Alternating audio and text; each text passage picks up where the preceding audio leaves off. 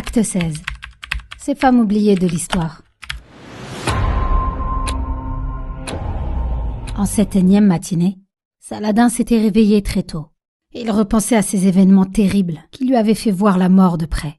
De trop près pour lui. Il n'avait pas souvenir d'avoir pensé aux mots prononcés par son enseignante, suivant en cela les conseils prodigués par sa maman.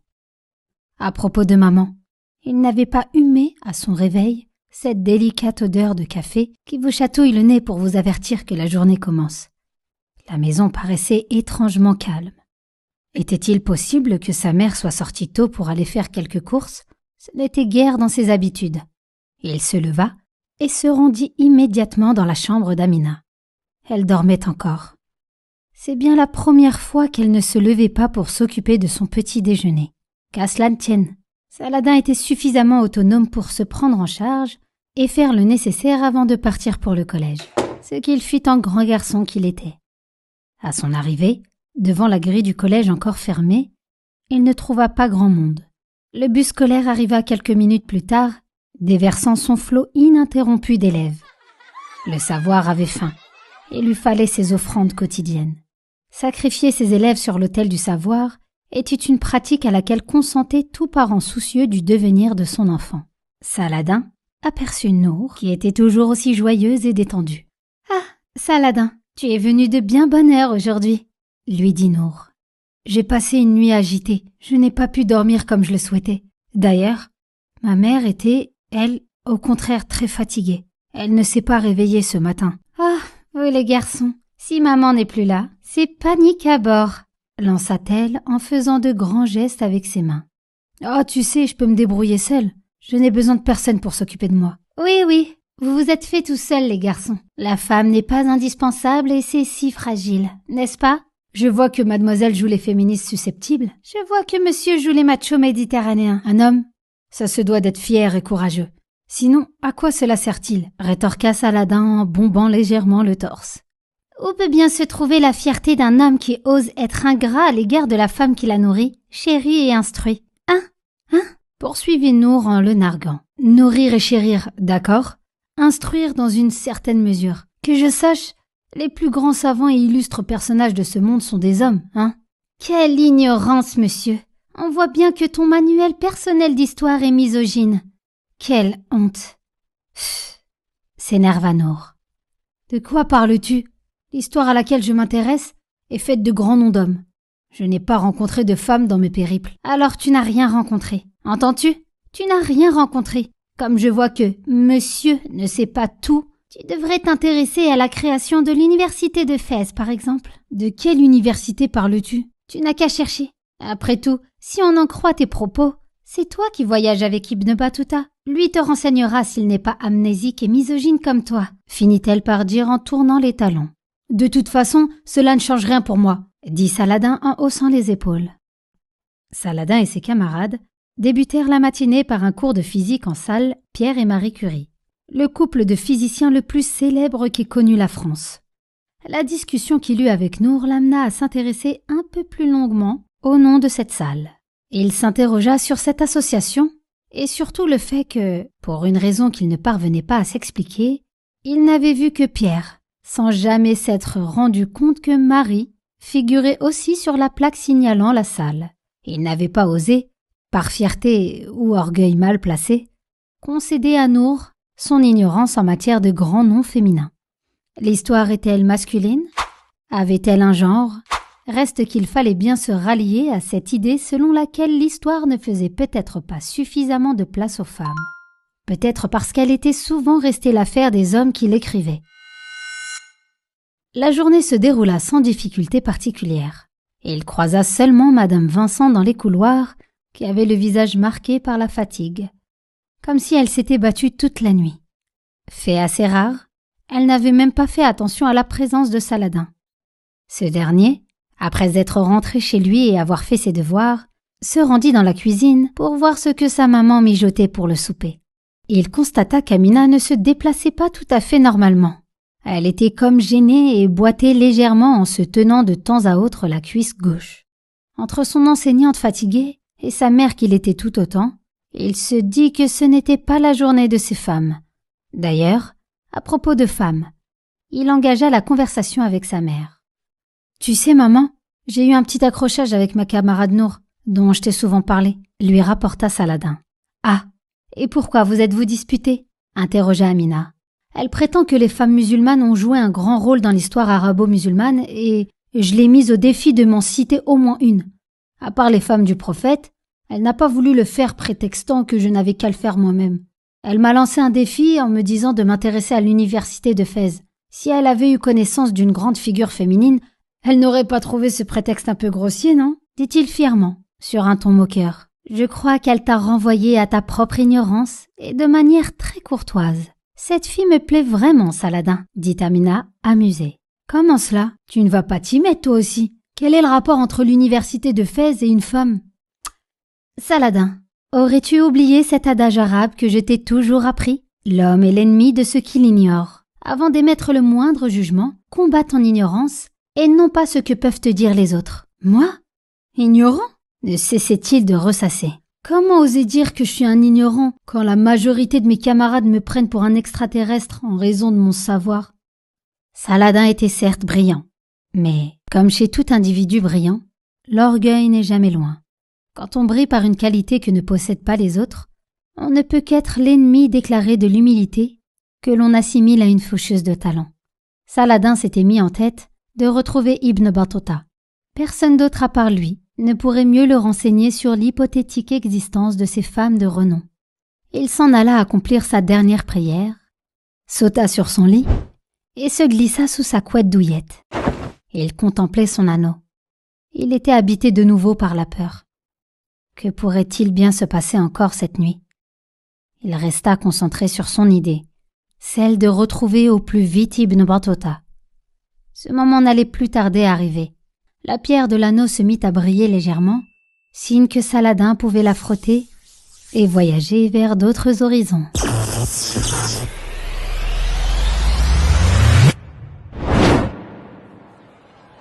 Saladin se réveilla au milieu d'une immense foule. Il fut pris de panique en pensant qu'il s'était de nouveau retrouvé à Palerme. Fort heureusement, cette foule était joyeuse et parée de ses plus beaux vêtements. Saladin était couvert de beaux habits et paraissait très élégant. Ibn Battuta, qui était à quelques mètres et s'aperçut du désarroi de son jeune compagnon, cria « Saladin, Saladin, par ici, viens !»« Ibn Battuta !» Saladin se rua vers lui et s'arrêta net. « Ah, pardon, j'ai oublié que vous n'aimiez pas les marques d'amitié et d'amour trop appuyées, » dit Saladin avec dépit. « Non, aujourd'hui est un jour particulier. Viens que je te prenne dans mes bras et que je t'embrasse. » Lui lança Ibn Battuta tout joyeux. « Que s'est-il passé pour que vous changiez d'avis ?»« C'est un jour de fête, Saladin. Nous fêtons la fin du jeûne de Ramadan. C'est aujourd'hui l'Eid al-Fitr. Ce jour est béni et tout ce monde est heureux de fêter ce grand événement. Afin d'anticiper ta question, à laquelle je me suis habitué, sache que nous sommes toujours à Tunis. C'est ce que j'allais vous demander, mais vous y êtes resté un peu longtemps, non ? Je dois avouer que je n'avais pas prévu cette faveur divine qui m'attendait ici, répondit Ibn Battuta, le sourire plein de malice. Ah bon ? Et quelle est donc cette faveur divine ? J'espère que je pourrai en profiter moi aussi. Je ne pense pas, mon ami. C'est même strictement impossible. Viens, je vais te montrer de quoi il s'agit. Enfin, je veux dire de qui. À la sortie de la grande mosquée, dans laquelle se trouvaient nos deux héros, Ibn Battuta scrutait au loin et vit celle qu'il cherchait du regard, et lui fit un geste de la main, l'invitant à venir à sa rencontre. Saladin, en voyant une femme approcher, s'écria « C'est cela votre faveur divine ?» « Et quoi ? Monsieur serait-il jaloux ? Tu sais que si tu veux être toi aussi comblé d'une faveur divine, il suffit de demander et j'irai voir mon ami Qadi de la ville pour arranger tes noces. »« Mais ça va pas, non ? Je n'ai même pas 13 ans. Ce n'est pas de mon âge. » pesta Saladin. « Dans ton époque, peut-être. Ici, je suis sûr que cela ne poserait aucun problème. Bon, tiens-toi prêt à l'accueillir, elle approche. Voici Saladin, le jeune garçon dont je t'ai souvent parlé. Saladin, voici Mariam, ma nouvelle épouse. Elle nous accompagnera pour faire le pèlerinage, dit Ibn Battuta d'un air solennel. Enchanté, madame. Que Dieu vous accorde de longues noces, belles et prospères. Merci, Saladin, répondit Mariam. Je suis heureuse de faire ta connaissance, moi aussi. Saladin, nous allons nous préparer pour reprendre notre voyage. La caravane de pèlerins est prête, et l'on m'a confié l'immense honneur d'en prendre la tête. S'empressa d'ajouter Ibn Battuta. Excellente nouvelle, je vais pouvoir voyager avec vous à l'avant de la caravane et me faire l'écho de vos ordres. Super! S'enthousiasma Saladin. L'usage veut que je sois accompagné, en premier lieu, de mon épouse. Il faudrait que tu voyages plutôt à l'arrière de la caravane. Tu pourras, de la sorte, faire plus ample connaissance avec le reste des pèlerins. Saladin fut vexé comme jamais. Lui, qui était devenu le compagnon privilégié d'Ibn Battuta, était relégué au second plan à cause de l'intrusion de cette faveur divine. Décidément, encore une histoire de femme, se dit-il. Il en vint à se demander s'il n'était pas plus sage pour lui de vite rejoindre une autre époque, pour ne pas perdre son temps à écouter ces deux tourtereaux roucoulés. À la nuit tombée, il fut tout de même invité à partager son repas avec Ibn Battuta et d'autres convives. Saladin en profita pour lui glisser une question. « Connaissez-vous l'université de Fès? La grande université des Qarawiyyin? Qui ne la connaît pas? Elle a accueilli d'immenses personnalités. Je citerai par exemple El Idrissi. Je ne sais pas si tu le connais d'ailleurs. » Il fut interrompu par Saladin. « Et comment si je le connais? C'est un drôle de personnage et j'en garde un souvenir mitigé. Bien, je crois qu'Ibn Khaldoun, que tu as rencontré, l'a déjà fréquenté aussi. » Poursuivit Ibn Battuta. « Elle est très ancienne et son extension se poursuit d'année en année. Mais qu'a-t-elle de si particulier? Rien que je sache. Si, peut-être se distingue-t-elle des autres par un détail important. » Compléta Ibn Battuta. « Lequel? C'est une femme qui en a ordonné et financé la construction. » « Une femme ?» s'exclama Saladin. « Oui, une femme du nom de Fatima el-Fihriya. »« Nour avait donc raison, » dit Saladin à voix haute. « Nour ?» interrogea Ibn Battuta, le sourire jusqu'aux oreilles. « Monsieur aurait-il une faveur divine? Cachée? C'est une camarade de classe. Et chez nous, je vous le répète, on pense à des choses plus sérieuses à notre âge. » répondit Saladin avec force et un brin d'agacement. « D'accord. Ce n'est pas la peine de s'en offusquer, je te taquine. Comme la nuit est déjà tombée, et qu'il se peut que nous puissions converser davantage, il faut que je porte à ta connaissance une information importante. Cette caravane est accompagnée d'une escorte d'archers. La route, menant jusqu'au lieu saint, est de plus en plus dangereuse.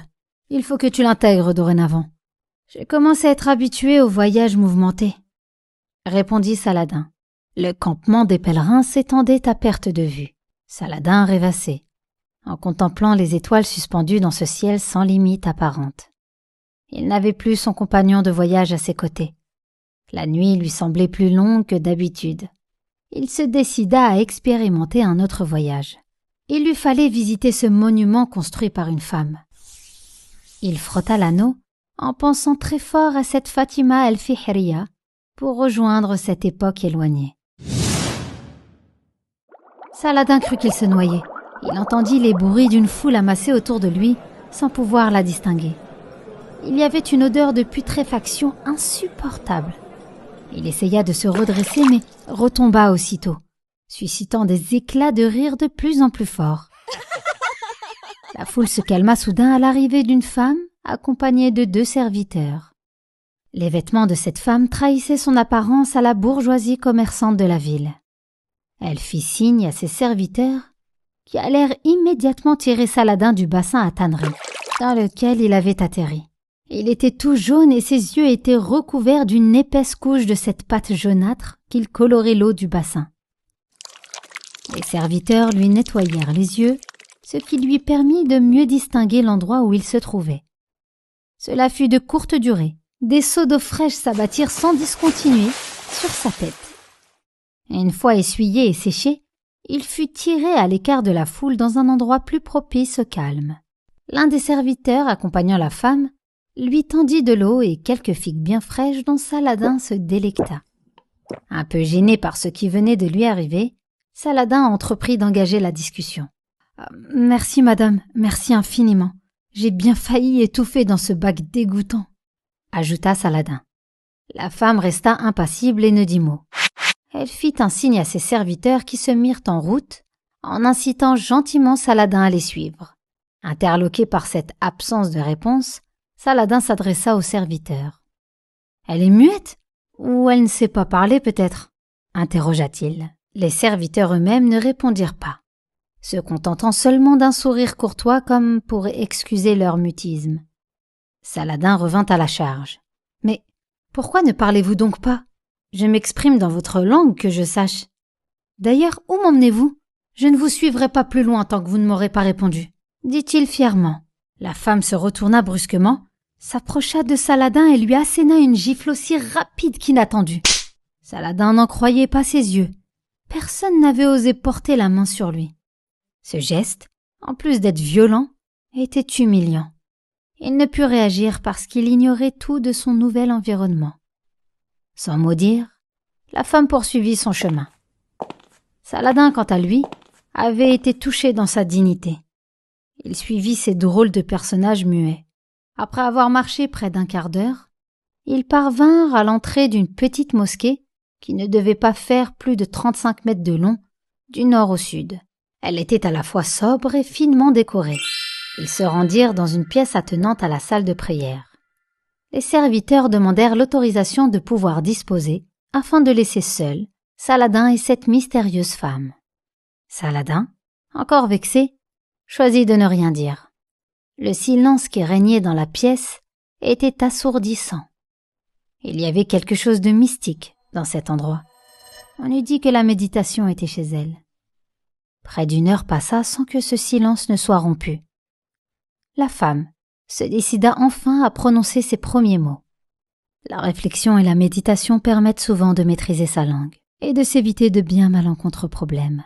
Tu devrais le savoir, n'est-ce pas? Interrogea la femme. Saladin, par fierté sans doute, choisit de ne pas répondre. Il voulait, comme à son habitude, rester maître de ce qu'il choisirait de faire ou de ne pas faire. Mal lui en prit. Il se vit asséner une deuxième gifle par cet inconnu. C'en était trop pour lui. Une deuxième humiliation en si peu de temps. Quelle insulte! Quel mépris à son égard! Ne sachant que faire, il se mit à pleurer. Ses larmes séchées, il s'aventura à poser une question. « Pourquoi tant de violence? Vous m'avez aidé pour me faire subir ce traitement humiliant? Je n'y comprends rien. » dit Saladin. « Je n'ai nullement voulu t'humilier, bien au contraire. C'est parce que tu es prédisposé au bien que je me suis permise de parfaire, d'une certaine façon, ton éducation. »« Parfaire mon éducation? Mais de quel droit? Ne devines-tu pas qui je suis? » dit la femme. « J'en ai une idée, mais j'en suis pas sûre. On prétend qu'une femme de cette ville aurait construit une mosquée devenue l'une des plus grandes universités du monde islamique. Je ne pense pas que vous soyez cette femme, sinon vous ne vous seriez pas comportée de la sorte avec moi. Si c'est Fatima al-Fihriya que tu cherches, elle n'est pas très loin de toi. C'est vous? Pourquoi tant d'agressivité à mon encontre? C'était une façon pour moi de t'amener à ne jamais mépriser les femmes. » Je n'ai méprisé personne. Et comment le savez-vous d'ailleurs? Ne t'es-tu pas interrogé sur notre présence? Mes serviteurs et moi, à la tannerie. Je dois avouer que j'en ai l'habitude. Vous avez été informé par ce chevalier qui veille sur moi lors de mes voyages. Je ne vois pas de qui tu veux parler, répondit Fatima al-Fihriya. J'ai reçu la visite d'une personne qui m'a demandé la plus grande discrétion et qui, surtout, m'a donné toute la liberté de me comporter avec toi comme je le souhaitais, afin que tu ne grandisses pas avec des préjugés qui pourraient t'empêcher d'avancer. Je n'y comprends plus rien. De toute manière, c'est sans aucune importance. J'ai peut-être réagi de la mauvaise façon en m'exprimant de la sorte sur le rôle des femmes. En fait, j'ai un peu honte de le dire, mais je ne connais pas grand-chose à leur contribution. Voilà qui nous ramène à de meilleurs sentiments, dit Fatima. Si cela t'intéresse, je vais te raconter comment nous sommes parvenus à la construction de cette mosquée. Très bien, répondit Saladin. Elle est vraiment très belle, même si je me l'imaginais plus grande. Mon père était un riche commerçant originaire de la ville de Kairouan, en Ifriqiya, et il s'appelait Mohammed ibn Abdallah al-Fihri. L'anarchie qui régnait à Kairouan pendant quelques années provoqua l'expulsion de plus de 300 familles d'artisans et de commerçants, dont ma famille. Avec ma sœur Mariam, nous étions ses deux seuls enfants. En venant s'installer à Fès, il ne put se faire à ce déchirement douloureux et mourut nous légants, à ma sœur et moi une immense fortune. Avec la bénédiction du prince Yahya ibn Idriss, je pus acheter un jardin maraîcher afin d'y édifier cette mosquée. Vous avez donc perdu votre père très tôt. Mais comment avoir réussi à convaincre tous ces hommes de travailler avec vous pour la construction? Lorsque, avec la grâce de Dieu, tu parviens à contribuer à nourrir de nombreuses familles en leur offrant du travail, tu ne rencontres aucun obstacle particulier. J'ai dirigé moi-même les travaux. À ce point-là? Dit Saladin tout étonné. Vous êtes donc architecte? Architecte, non, mais suffisamment instruite pour donner mes directives et aboutir au résultat que j'espérais. Le plus important est de parvenir à ce que les autres puissent se représenter l'image que tu as en tête. J'ai aussi jeûné pendant la durée des travaux. Mais des travaux, cela prend du temps, non? Oui, il nous a fallu plus de 2 ans pour terminer cet édifice. Nous nous sommes essentiellement servis des matériaux que nous trouvions sur place, ce qui nous a évité beaucoup de pertes de temps s'il fallait les faire venir de plus loin. Vous avez jeûné pendant plus de 2 ans alors? Une grande partie des 2 ans, oui. Il était important pour moi de me rapprocher de Dieu pour que ce projet, qui lui était destiné, aboutisse. Aujourd'hui, nous accueillons de nombreux fidèles. Ce n'est pas une université alors? Interrogea Saladin. Je ne vois pas de quoi tu veux parler. Il y a quelques enseignements qui y sont dispensés, mais sans plus. Quelle idée! Quelle idée, effectivement. Fatima el-Fihriya ne pouvait deviner que cette mosquée qu'elle avait construite, pour marquer l'empreinte de sa famille dans cette ville de Fès qui les avait accueillis, allait devenir la première université du monde islamique, bien avant celle d'Azhar en Égypte. Si on l'appelle la mosquée Al-Qarawiyyin, c'est en référence à l'origine de la famille de Fatima el-Fihriya. Al-Qarawiyyin signifie en effet les habitants originaires de Kairouan. L'édifice, terminé en 859 environ, ne cessa de s'étendre et accueillit des milliers d'étudiants qui venaient de tout le Maghreb et d'Andalousie. Saladin comprit qu'il lui manquait un pan important de connaissances et qu'il se devait de combler son ignorance. Il comprit surtout que l'histoire n'était pas seulement le reflet du passé. Elle reflétait tout autant la vision et les idées de celui qui l'écrivait. L'historien, qui, en théorie, devrait être un modèle d'intégrité, peut se transformer en corrupteur. L'objectivité de l'historien est un vieux débat. Rendre compte fidèlement des événements du passé est une tâche bien malaisée quand on n'en a pas été le témoin. C'est un fait. L'histoire est, pour les uns, une science, pour les autres, un art. Science, lorsque l'historien a le souci de traiter des informations de première main, recueillant, tel un détective, les indices supposés acceptables par l'entendement de tel ou tel événement du passé. Art, lorsque l'historien sacrifie le fond au profit de la forme, faisant dire aux mots ce que le passé ignore lui-même. L'art, dans ce cas, ne craint pas la contradiction. Il s'en accommode. « Saladin !» cria Fatima el-Fihriya. « Tu rêves, on dirait. Où sont parties tes pensées ?»« Désolée, je commence à fatiguer et je réfléchissais à ce bel édifice que vous avez construit et financé. Tu ne m'as rien dit sur toi. Ta présence ici et cette drôle d'idée d'être tombé dans un bassin de tannerie. C'est un peu compliqué à expliquer. Si vous le voulez bien, j'aimerais pouvoir me reposer. Tu es dans l'endroit idéal pour cela. La prochaine prière n'aura lieu que dans quelques heures. Tu peux te reposer ici. Je viendrai te chercher plus tard pour prendre une collation. » Saladin traversa une cour qui précédait la salle de prière. Cette dernière était divisée en 4 nefs. Un minaret s'élevait à l'opposé du mihrab, l'endroit de la mosquée où l'imam dirige la prière. Saladin s'adossa à l'un des piliers de la mosquée et s'assoupit. Après avoir participé à la dernière prière collective de la nuit avec les fidèles de la ville, il choisit de se mettre à l'écart et de vérifier s'il pouvait quitter Fès. Il était lassé par ce qui lui était arrivé en si peu de jours. Il choisit de s'en aller rejoindre son époque.